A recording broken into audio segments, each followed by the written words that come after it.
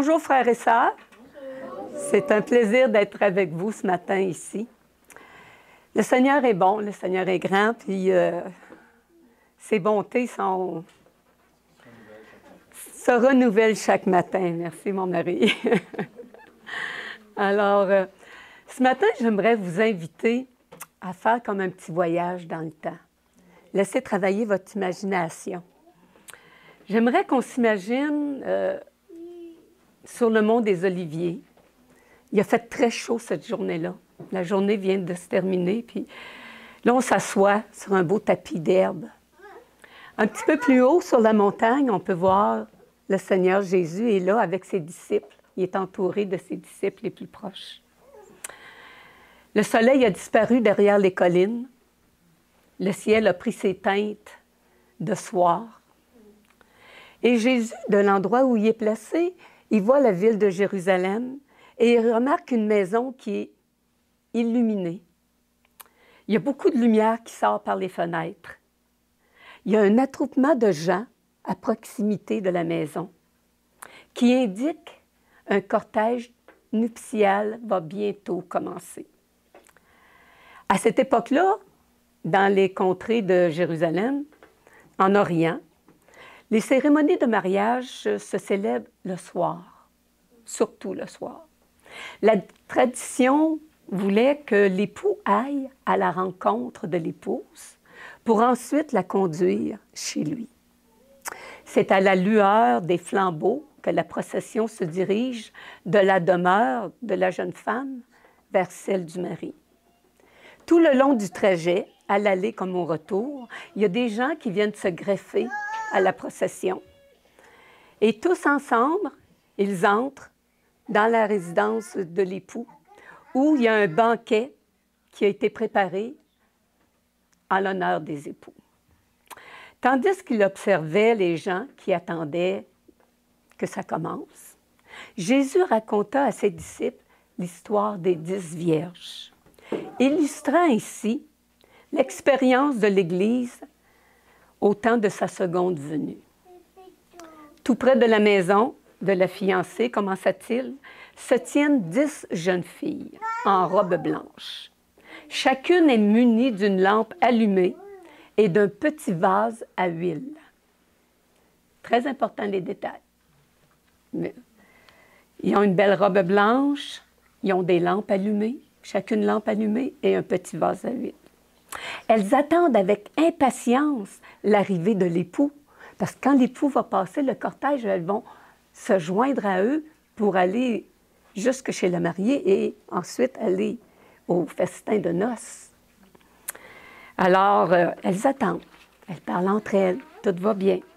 Mais les heures passent, le temps s'écoule, puis l'époux n'arrive pas. Alors, elles finissent par se lasser et elles s'endorment. Au milieu de la nuit, dans Matthieu 25, on voit ça. Au milieu de la nuit, on cria « Voici l'époux! Allez à sa rencontre! » Réveillées en sursaut, les jeunes filles prennent précipitamment leurs lampes et voient au loin les lumières qui approchent. Le cortège nuptial s'en vient. Ils entendent aussi des sons de musique. Alors là, les vierges prennent leurs lampes et se hâtent de rejoindre le cortège. Cependant, 5 d'entre elles ont négligé de remplir leur petit vase à huile. N'ayant pas prévu un si long retard, elles ne s'étaient pas préparées à cette éventualité-là. Dans leur détresse, elles font appel à leurs compagnes qui sont en train, elles, de verser de l'huile dans leurs lampes pour que les lampes restent allumées. « Donnez-nous de votre huile, car nos lampes s'éteignent. » Les sages répondirent « Non, il n'y en aurait pas assez pour nous et pour vous. Allez plutôt chez ceux qui en vendent et achetez-en pour vous. » Pendant que les jeunes filles partent pour aller trouver de l'huile, le cortège passe. Les 5 jeunes filles aux lampes allumées se joignent à la foule et entrent dans la maison avec la suite nuptiale, puis la porte est fermée. Les 5 autres jeunes filles arrivent un peu plus tard et frappent à la porte pour pouvoir participer au festin, mais elles reçoivent un accueil inattendue. « Seigneur, Seigneur, ouvre-nous, dit-elle.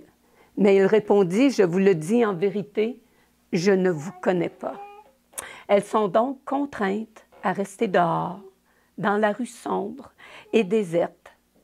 Le Seigneur termine sa parabole en disant, « Veillez donc, puisque vous ne savez ni le jour ni l'heure. » Dans la parabole, les deux catégories de jeunes filles correspondent à deux classes de personnes qui disent croire au retour du Seigneur.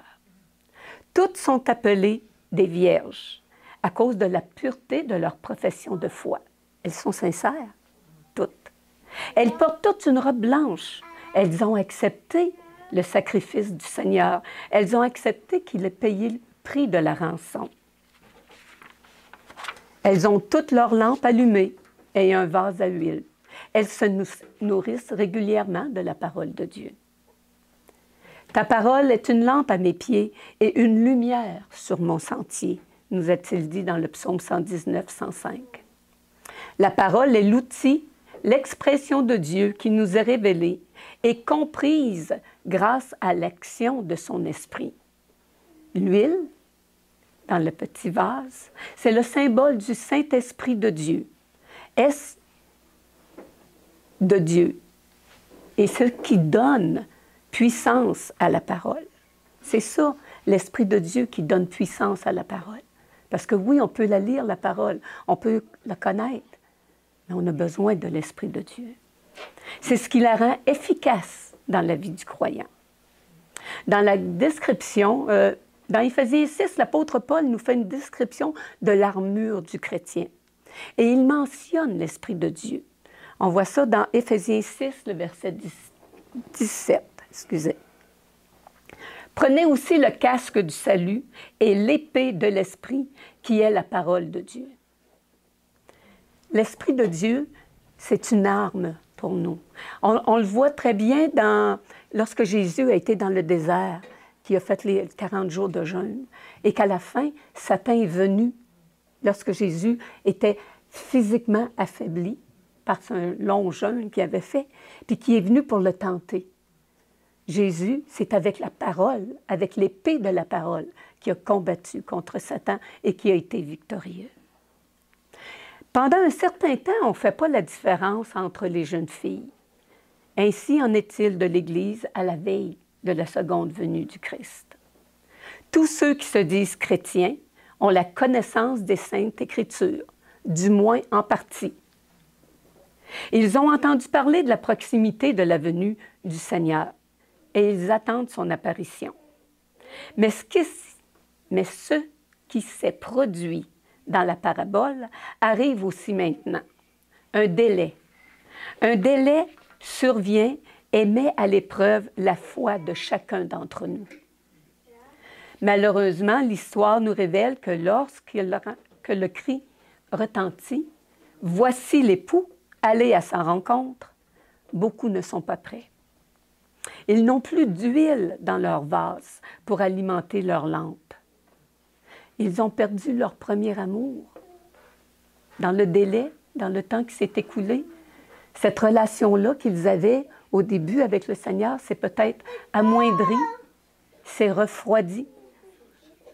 Ils sont dépourvus du Saint-Esprit de Dieu.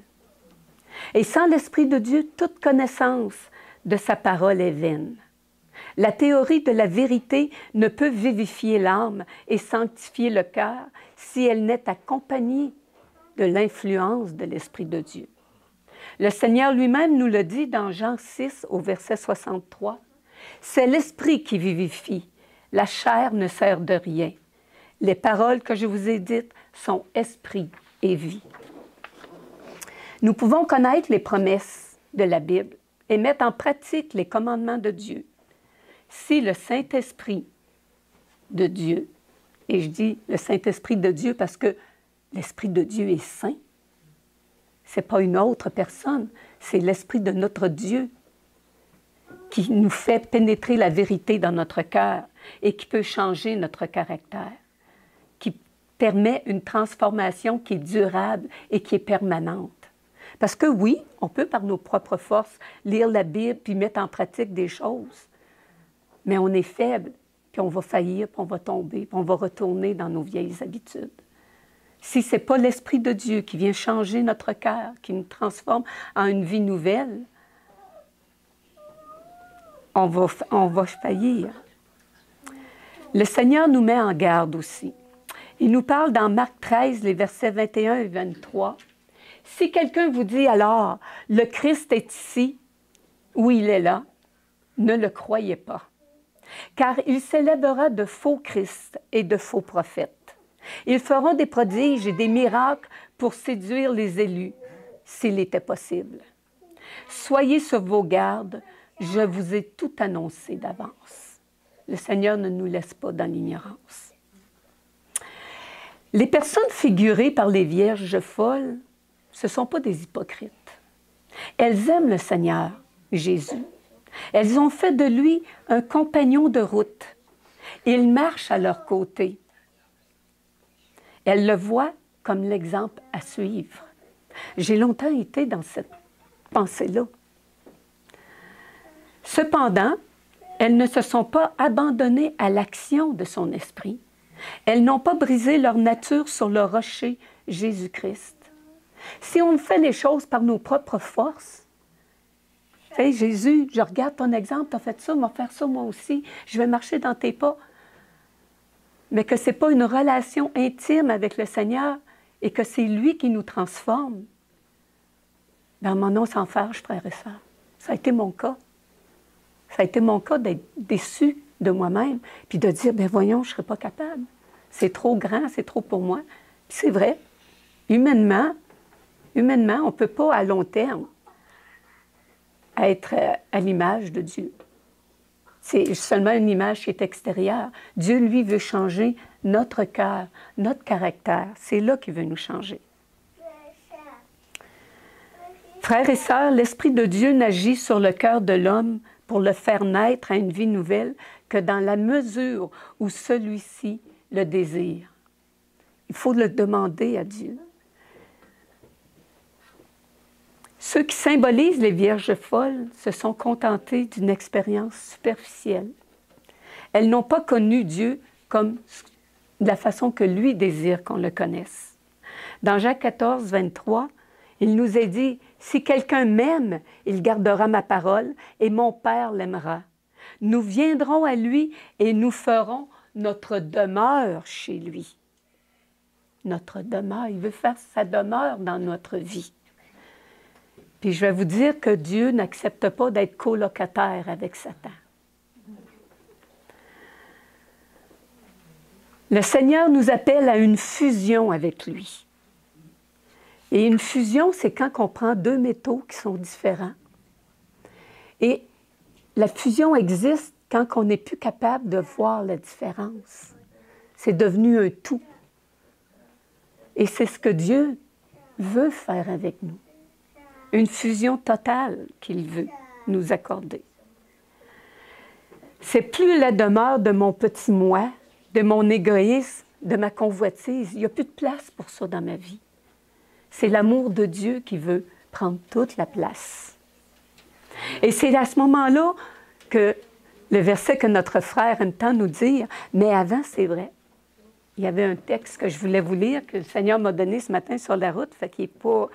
Je ne l'ai pas noté là. C'est dans 1 Jean, au chapitre 2, le verset 15, s'il y en a qui veulent aller le voir, mais je vais vous le lire. Le Seigneur nous dit, « N'aimez point le monde, ni les choses qui sont dans le monde. Si quelqu'un aime le monde, l'amour du Père n'est point en lui. Sa demeure ne peut pas être en nous si notre cœur est dans les choses de ce monde. Car tout ce qui est dans le monde, la convoitise de la chair, la convoitise des yeux et l'orgueil de la vie, ne vient point du Père, mais vient du monde. »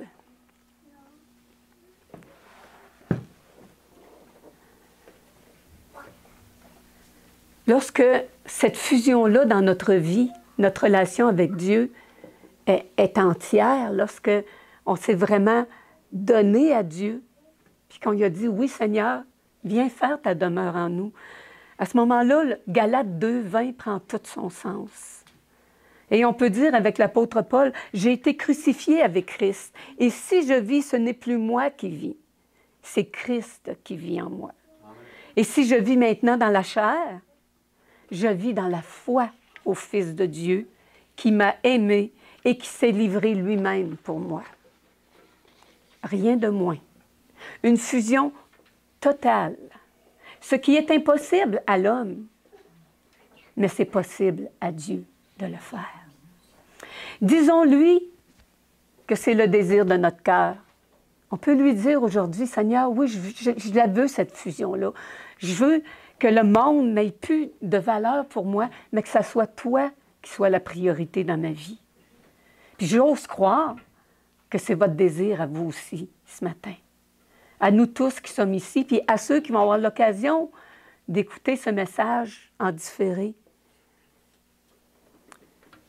Jean 15, le verset 7 nous dit, « Si vous demeurez en moi et que mes paroles demeurent en vous, demandez ce que vous voudrez et cela vous sera accordé. » Puis c'est normal qu'il en soit ainsi parce que le désir de notre cœur ne sera pas en désaccord avec la volonté de Dieu. Parce qu'on va être dans un même esprit. On va être tellement bien en sa présence, on n'aura pas le goût d'aller ailleurs. Tant qu'on a le goût d'aller ailleurs, puis ça m'arrive encore, puis que Dieu me vienne en aide, c'est que je n'ai pas encore tout saisi cet amour-là de Dieu. Je n'ai pas encore pleinement goûté à son amour. Parce que c'est tellement bon d'être en sa présence. On n'a pas besoin de d'autres choses. Il vient tout compléter. Mais malheureusement, Timothée, dans 2 Timothée, on peut voir qu'à la fin, dans les derniers jours, ce n'est pas nécessairement comme ça que les choses se passent. Sache que dans les derniers jours, il y aura des temps difficiles, car les hommes seront égoïstes, amis de l'argent, fanfarons. Verset 4, « Enflés d'orgueil, aimant le plaisir plus que Dieu. » Et moi, ce qui me fait mal le plus dans ce passage-là, c'est « ayant l'apparence de la piété, mais reniant ce qui en fait la force. » Ça, ce n'est pas les gens du monde, là. Ayant l'apparence de la piété, c'est qu'il parle à des gens qui sont croyants, qui croient en lui, qui l'ont mis en pratique dans leur vie, mais qui ne se sont pas donnés entièrement, totalement, on flirte. On flirte avec Dieu, on flirte avec le monde. Non, c'est pas ça que Dieu demande pour son peuple. Dieu demande à ce qu'on soit entier avec lui, totalement à lui. L'Éternel, le Seigneur nous éclaire, OK, oui, ici, OK, je suis en train de passer par-dessus. Il nous dit, ayant l'apparence de la piété, mais reniant ce qui en fait la force. Qu'est-ce qui est cette force qu'ils ont renié?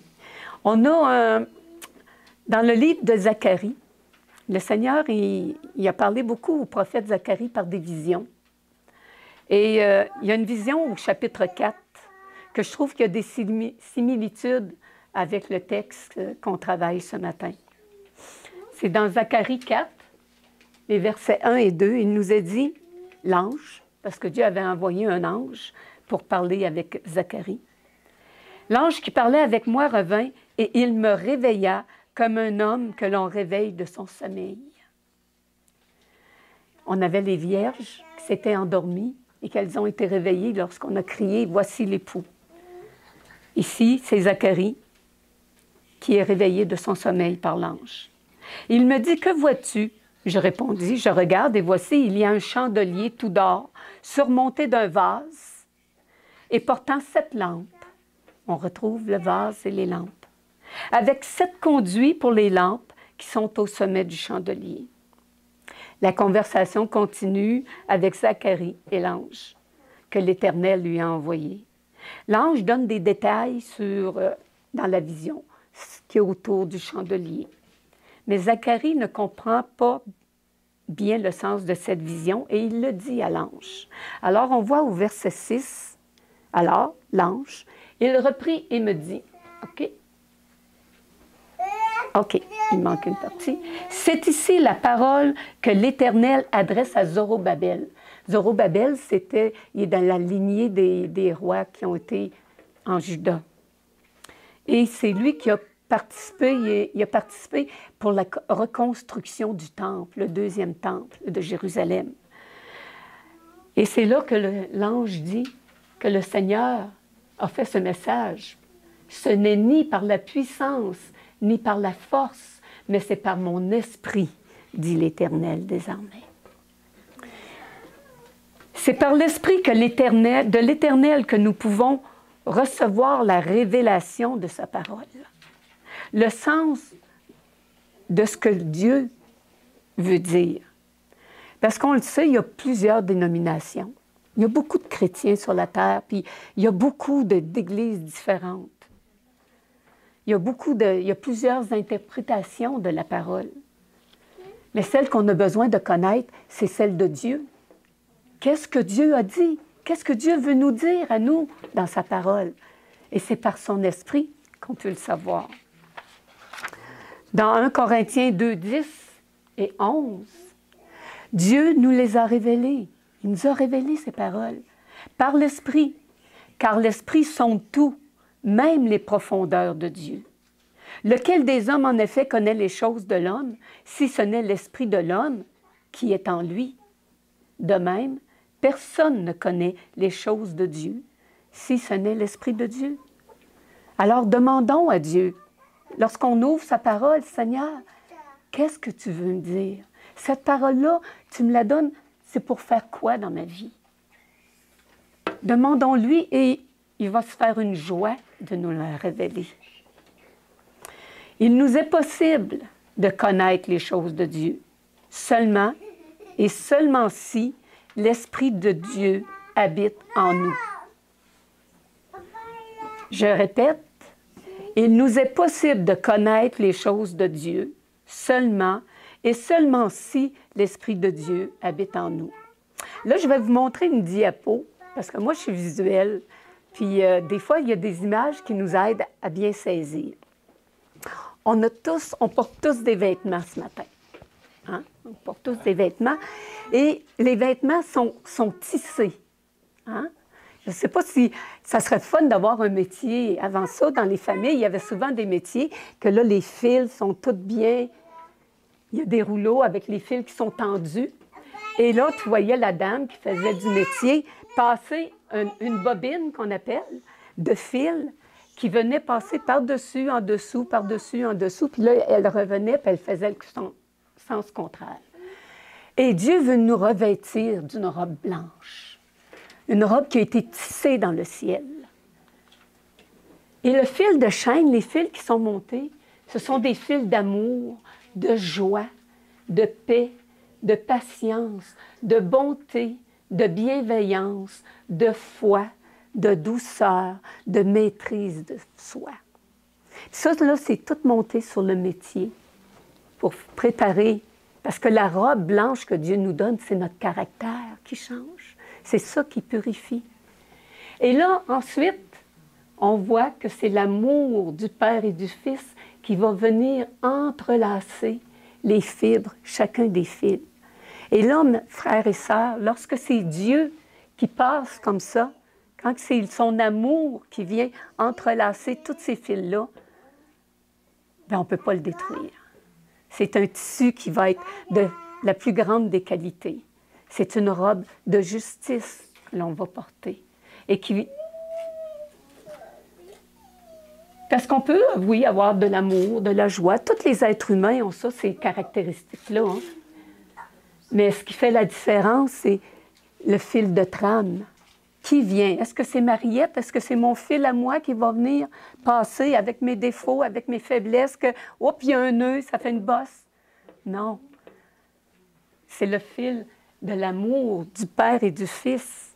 Demandons-lui que ce soit son amour qui vienne construire ce caractère-là dans nos vies. Dans les derniers temps, plusieurs diront paix et sûreté, se laissant ici bercer par une fausse sécurité, oublieux du danger qui les guette. Réveillés de leur léthargie spirituelle, ils verront l'étendue de leur misère et demanderont aide à leurs frères. mais dans le domaine de la foi, nul ne peut combler les déficiences des autres. Quand la porte de la grâce va être fermée, quand le retour de Jésus va être annoncé, ça ne sera plus le temps de changer. Ça va être trop tard. C'est ici, maintenant, aujourd'hui. Le caractère ne se transmet pas. On peut pas, je peux pas partager avec quelqu'un d'autre. Oui, je peux partager ma foi. Oui, je peux partager la parole de Dieu. Je peux partager mon expérience.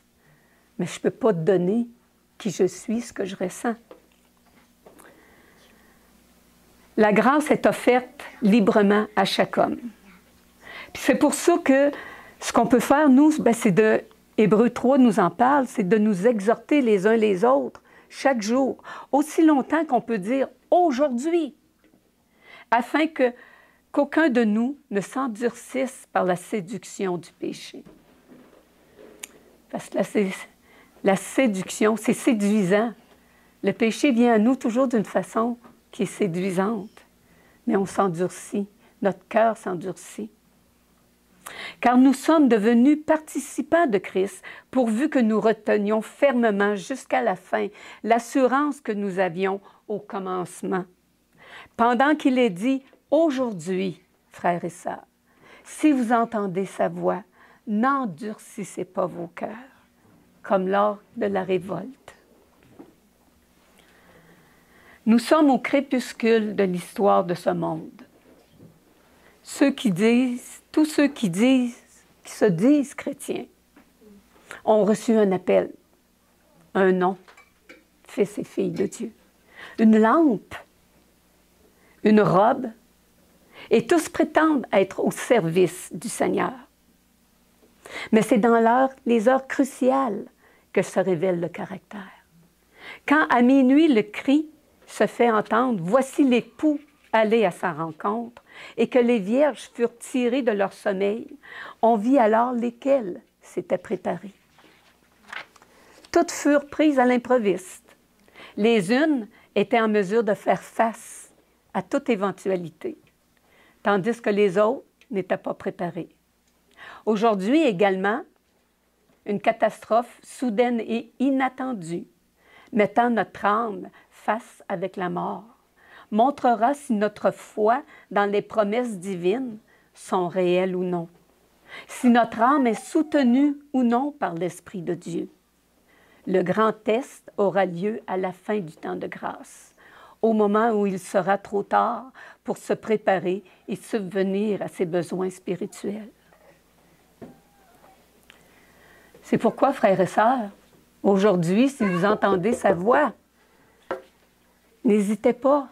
Dites « Oui, Seigneur, viens faire ta demeure en moi. Aide-moi, Seigneur, à enlever tout ce que tu ne veux pas dans ton appartement. C'est toi, tu es chez toi, Seigneur, dans ma vie. Fais le ménage. On rouvre les fenêtres, on rouvre les portes, on sort tout pour que Dieu puisse entrer, pour que les bénédictions de Dieu puissent entrer dans notre vie et qu'en retour, on puisse être une bénédiction autour de nous. Parce au dernier jour, beaucoup vont revendiquer leur admission dans le royaume de Jésus. On voit ça dans Matthieu 7, au verset 21 et 23. « Ceux qui me disent « Seigneur, Seigneur » n'entreront pas tous dans le royaume des cieux, mais celui-là seul qui fait la volonté de mon Père qui est dans les cieux. Plusieurs me diront à ce jour-là, « Seigneur, Seigneur, n'avons-nous pas prophétisé par ton nom? N'avons-nous pas chassé des démons par ton nom? N'avons-nous pas fait beaucoup de miracles par ton nom? » Alors je leur dirai ouvertement, « Je ne vous ai jamais connus. Retirez-vous de moi, vous qui commettez l'iniquité. » Ce sont des paroles terribles. Les plus terribles que des oreilles humaines puissent entendre se trouvent contenues dans cette sentence, « Je ne vous connais pas. » Que Dieu nous préserve. Quelle tristesse, quelle amère déception vont avoir tous ces gens qui ont cru marcher avec Dieu, qui ont cru, qui savaient que Dieu existait, mais qui n'ont pas accepté de s'abandonner entièrement entre les mains de Dieu, qui ont voulu continuer à flirter avec le monde. Ils n'ont pas vécu cette fusion à laquelle Dieu nous appelle. Ne faire qu'un, tel que le Père et le Fils ne font un. Il nous appelle à faire un avec eux. Sonde-moi, ô Dieu, et connais mon cœur. Éprouve-moi et connais mes pensées. Et vois si je suis sur une voie de perdition et conduis-moi sur la voie de l'éternité. Il ne faut pas se penser meilleur que les autres. On est à risque de tomber tout le temps. Que cette prière-là soit une prière quotidienne. Sonde-moi, Seigneur. Montre-moi là où que j'ai des failles, afin que je m'en libère et que je puisse être en communion totale avec toi. La communion avec l'Esprit de Dieu, dont certaines personnes font peu de cas, est la seule préparation possible en vue de la compagnie des heureux convives qui assistent au banquet de noces. Le réveil occasionné par le cri « Voici l'époux » ne suffira pas pour nous préparer à rencontrer le Seigneur. Il va être trop tard à ce moment-là pour aller remplir nos lampes vides. Frères et sœurs, soyons conscients qu'il est impossible d'éloigner le Christ de notre vie présente et d'être prêt à jouir de sa compagnie dans le ciel. Sa glorieuse lumière frapperait des yeux aveugles, sa douce musique des oreilles fermées. L'amour et le bonheur qu'il exprime n'éveilleraient aucun accord de joie dans un cœur engourdi par l'amour du monde. En implantant dans nos cœurs les principes de sa parole, Dieu développe en nous le caractère du Seigneur Jésus et fait alors rayonner sa gloire dans la vie de ses disciples. C'est ainsi que nous pouvons glorifier Dieu le Père et briller sur le chemin qui nous conduit à la demeure de l'époux et d'assister au banquet des noces de l'agneau. L'arrivée de l'époux a eu lieu à minuit, l'heure la plus sombre de la nuit. De même, le retour de Christ se produira dans la période la plus critique de l'histoire de notre planète. Les Écritures nous disent à ce sujet que Satan opérera puissamment. Lui, il se prépare. Lui, il est préparé. Dans 2 Thessaloniciens, au chapitre 2, les versets 9 et 10, excusez, on va faire une petite vérification. Hébreu, Matthieu, j'ai oublié de peser. Ah, excusez-moi. On arrive. Je vous les ai dit, oui, c'est ça, mais j'ai lu des versets, je pensais que vous les aviez vus. Je m'en excuse. J'étais trop emportée dans mes affaires. 2 Thessaloniciens, chapitre 2. Il nous est dit, l'apparition de cet impie se fera par la puissance de Satan, avec toutes sortes de miracles, de signes, de prodiges mensongers, et avec toutes les séductions de l'iniquité pour ceux qui périssent parce qu'ils n'ont pas reçu l'amour de la vérité pour être sauvés. Demandons à Dieu l'amour de la vérité.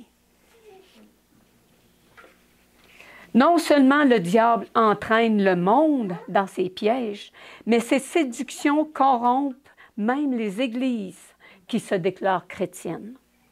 La grande apostasie engendre des ténèbres aussi épaisses que celles de minuit, aussi impénétrables qu'un sac de crin.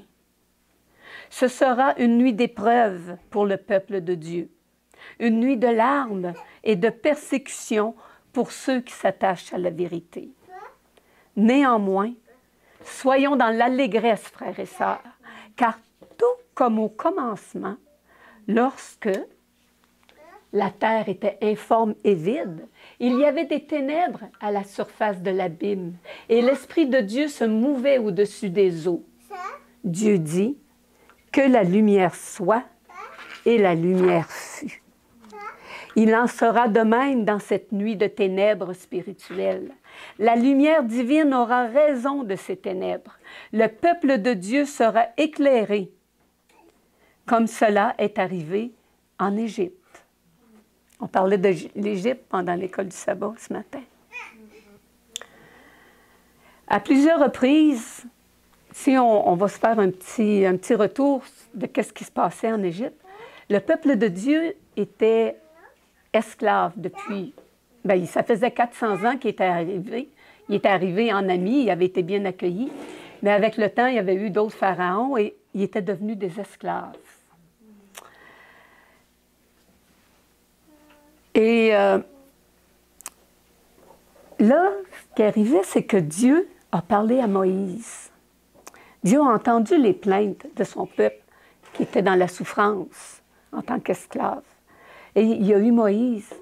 Et là, il a envoyé Moïse vers le Pharaon pour lui dire « Fais sortir mon peuple. » Dieu dit « Fais sortir mon peuple afin qu'il puisse m'adorer. » Puis là, bien, comme ça arrive souvent, hein, là, le Pharaon, il n'y en a pas question. Fait que là, il est arrivé des épreuves. Puis comme ça peut arriver dans la vie de bien des gens, que quand on a des épreuves, alors là, on écoute Dieu. On est intéressé par ce qui concerne Dieu.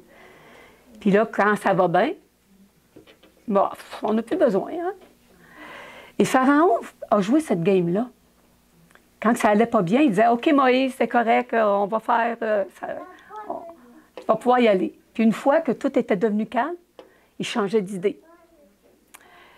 Puis là, il refusait à ce que le peuple sorte. Puis là, il arrivait à une autre épreuve. Puis il y en a eu comme ça. Hein? Et là, on est rendu à l'épreuve où que Dieu dit à Moïse, « Étends ta main vers le ciel, et qu'il y ait des ténèbres sur le pays d'Égypte, et tellement profondes qu'on puisse les toucher. » Moïse étendit sa main vers le ciel, et il y eut d'épaisses ténèbres dans tout le pays d'Égypte, pendant 3 jours.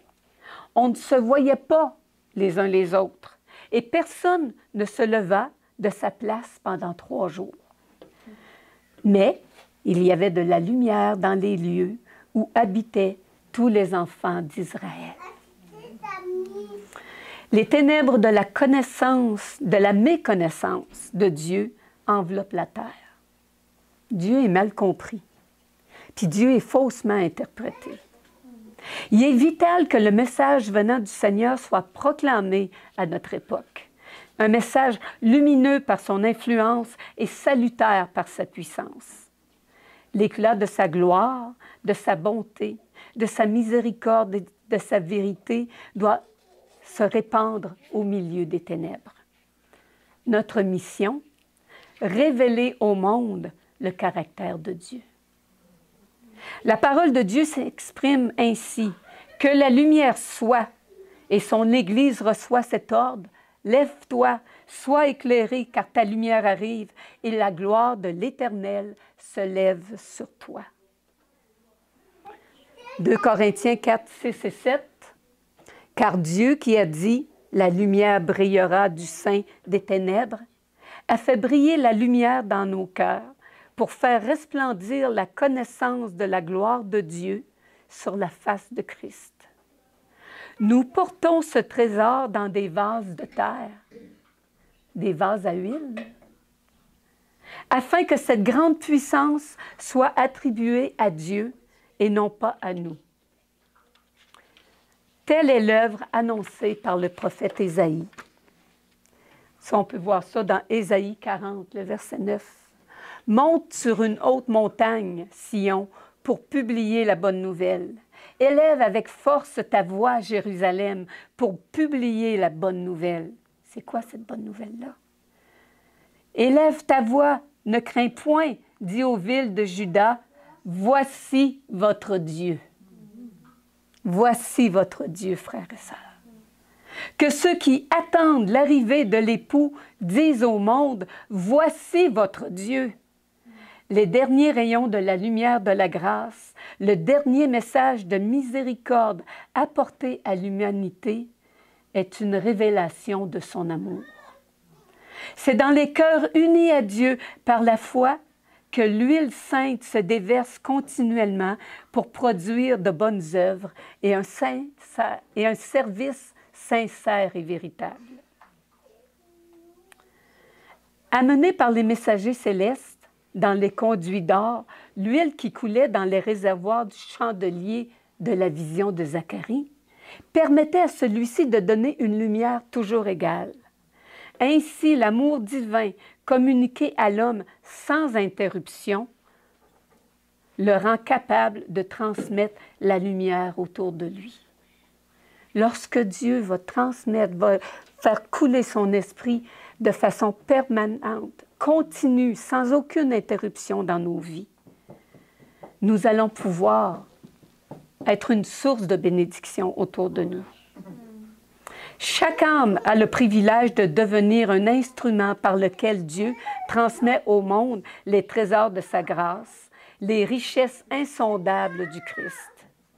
Jésus désire des serviteurs qui révèlent son caractère et soient imprégnés de son esprit. L'amour du Sauveur manifesté par des êtres humains, voilà le grand besoin de l'humanité. Le ciel entier attend notre collaboration pour répandre l'huile sainte qui sera un sujet de joie et de bénédiction parmi les hommes.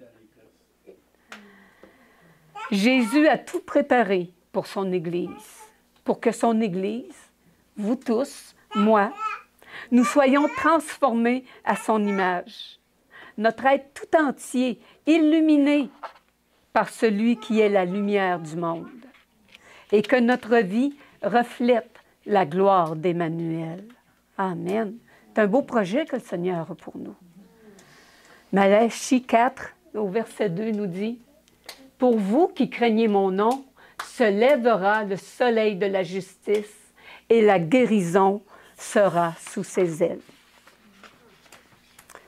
Le Père et le Fils désirent que chaque fidèle soit entouré d'une atmosphère de paix rayonnante. Ils veulent que notre existence devienne la manifestation de leur propre joie. Pas des visages étirés, longs, et que c'est dur d'être chrétien.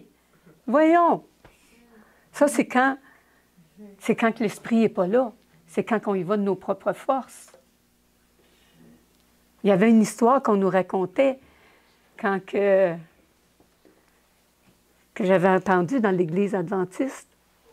C'est l'histoire d'un petit garçon qui il s'en va au parc. Hein, ils s'en vont visiter pour un parc d'animaux. Puis lui, il est adventiste. Puis là, c'est le sabbat. Quand c'est le sabbat, il y a beaucoup de ne pas faire ci, ne pas faire ça. Puis là, dans sa visite des animaux, il voit un âne. Hein, il avait vu plusieurs animaux. Mais là, il voit un âne qui a la face longue. Puis là, il regarde son père, puis il dit, « Père, il dit, je pense que c'est un adventiste. » Il ne faut pas être des chrétiens comme ça, frères et sœurs. Quand on connaît vraiment le Seigneur, c'est la joie qui nous habite. Ce n'est pas un fardeau. Le Seigneur, il a dit, « Venez à moi, donnez-moi votre fardeau. Mon fardeau à moi, il est léger. » C'est ça que le Seigneur nous dit. Si notre fardeau, il est lourd, prenons le temps d'arrêter et de dire, « Seigneur, c'est quoi mon problème? Il y a quelque chose que je ne t'ai pas donné. Je le porte encore, je porte encore mon fardeau. » L'esprit du Seigneur, c'est un esprit de joie, c'est un esprit d'amour, de miséricorde, c'est un esprit de don de soi. On n'a pas le temps de penser à nos problèmes. On est occupé à aider les autres. On est tourné à les écouter, à les aimer. La religion de Jésus-Christ exige un abandon complet de notre part, afin de laisser la place libre aux grâces de l'Esprit. Un cœur dépouillé du moi, rempli à la place par la présence du Sauveur.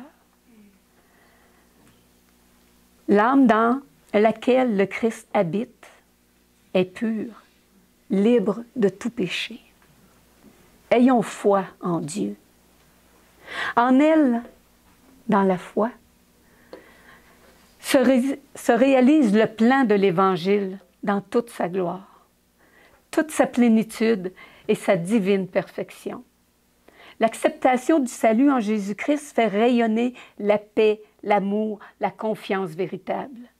Une vie pénétrée de beauté et du parfum de son caractère prouve que Dieu a vraiment envoyé son Fils dans le monde pour en être le Sauveur. Matthieu 5,16 nous dit « Que votre lumière luise ainsi devant les hommes, afin qu'ils voient vos bonnes œuvres et qu'ils glorifient votre Père qui est dans les cieux. » Jésus-Christ n'a pas ordonné à ses disciples de s'efforcer de briller. Il a dit que votre lumière luise. Lorsque nous avons reçu la grâce de Dieu, sa lumière est venue en nous. Et c'est sa lumière qui est répandue. C'est pas forçant. On n'a même pas forcé pour l'avoir. Il nous l'a donné. Puis une fois qu'il nous l'a donné, il l'a fait partager. Demandons à Dieu d'écarter tout obstacle de notre vie afin que sa gloire éclate, afin de dissiper les ténèbres. Rien ne saurait empêcher son rayonnement de s'exercer autour de nous. On n'aura pas à se demander, est-ce que je fais la volonté de Dieu? Qu'est-ce que je vais faire? Ça va être naturel. Parce que Jésus, c'était naturel pour lui d'aimer son prochain. Et si Jésus habite en moi, ça va être naturel pour moi d'aimer mon prochain. Les hommes, lorsqu'on va vivre comme ça, là, les hommes vont être captivés par la lumière émanant de tout chrétien en qui demeure le Christ. Des louanges et des actions de grâce vont monter vers Dieu de la part de tous ceux qui ont été ainsi gagnés au Sauveur, et le grand donateur, qui est notre Père, en sera glorifié. Ésaïe 60, 1 et 2 nous dit « Lève-toi, sois éclairé, car ta lumière arrive, et la gloire de l'Éternel se lève sur toi. Voici, les ténèbres couvrent la terre, et l'obscurité les peuples, mais sur toi, sur nous, se lève, sur toi sa gloire apparaît. L'Éternel se lève sur nous, et sa gloire nous accompagne. » Ce message est adressé à tous ceux qui vont à la rencontre de l'époux. Le Christ vient avec puissance et une grande gloire, celle qui lui est propre et celle de son Père. Il est accompagné de tous les anges, tous les saints anges. Le monde entier se trouve plongé dans l'obscurité totale, mais la demeure des saints est illuminée de sa gloire. N'oubliez jamais ça. Le Sauveur a été pour ses disciples un compagnon de chaque jour et un ami intime, parce qu'ils ont vécu en étroite communion avec le Père. Sur eux s'est levée la gloire de l'Éternel. Ils ont reflété la lumière de la connaissance de Dieu que leur Christ leur a donnée. De leur vivant, ils se sont réjouis dans la splendeur éblouissante de la majesté du ciel.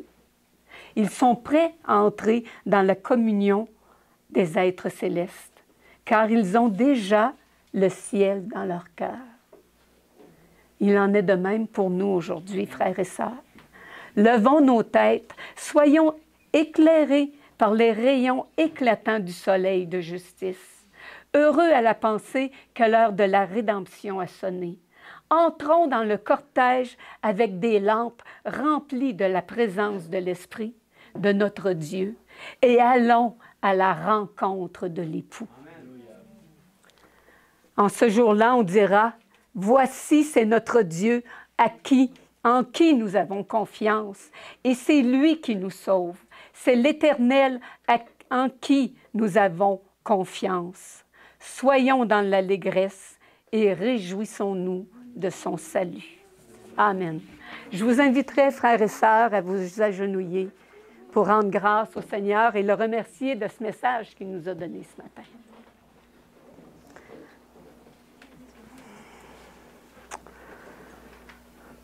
Bon et tendre Père, oh oui, tu es un Père aimant. Tu es un Père qui... Tu ne nous as pas oubliés alors qu'on était dans les ténèbres. Tu es venu répandre ta lumière. En ton Fils Jésus, tu es venu nous apporter la lumière. Tu es venu lever le voile afin que, Seigneur, que nous ayons l'amour de la vérité. Conduis-nous chaque jour, Seigneur, continue à nous conduire comme tu l'as fait. Et permets, Seigneur, que le désir dans notre cœur, le désir que tu aies toute la place, grandisse. Et que comme Paul, qu'on pourra dire que les choses du monde, ça n'a plus aucune valeur pour nous. Ce qui est important, c'est que tu viennes habiter dans nos vies. Toi et ton Fils bien-aimé. Que vous venez Seigneur, viens habiter, viens faire ta demeure en nous, en chacun de nous. Viens faire ta demeure dans cette Église, ton Église agapée. Aide-nous à être ces témoins que tu as besoin. Aide-nous à être cette lumière qui éclaire ce monde, Seigneur, qui est perdu. Merci. Merci, Seigneur, parce que tu nous as dit que lorsque on te demande quelque chose et que c'est selon ta volonté, tu nous l'accordes. Alors, merci, Seigneur, de l'avoir déjà accordé. Et apprends-nous à avoir confiance que nous l'avons reçu et nous le verrons en pratique dans nos vies. C'est ma prière pour chacun de nous ce matin. Au nom de Jésus. Amen.